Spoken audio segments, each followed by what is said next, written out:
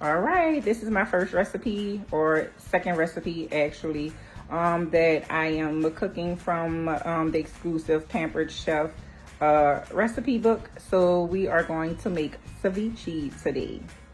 So I have some boiled shrimp, and I have all fresh ingredients. I have cucumbers, tomatoes, I have jalapenos here, cilantro, and red onion. And then I have some lime juice and salt. So we're gonna take the shrimp, the boiled shrimp, and we're gonna dump it into the bowl. I'm gonna take all of my fresh ingredients and dump it into our classic batter bowl. Then I'm going to do a 1/4 cup of lime juice and a 1/2 teaspoon of salt. So then we're gonna add this 1/2 teaspoon of salt. And then here I'm gonna add in my 1/4 cup of lime juice. And then I'm gonna mix it all together.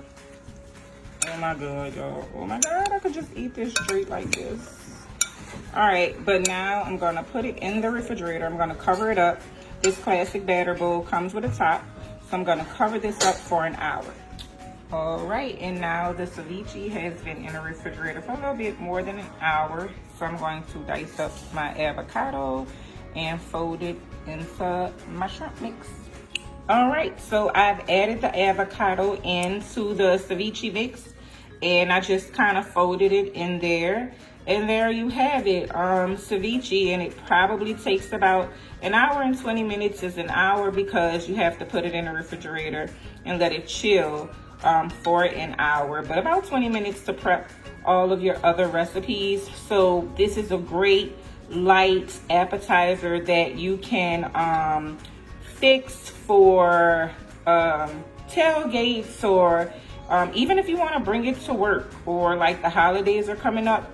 This is a great appetizer. So this is the ceviche, and thanks for joining me with Chow Time with Monica.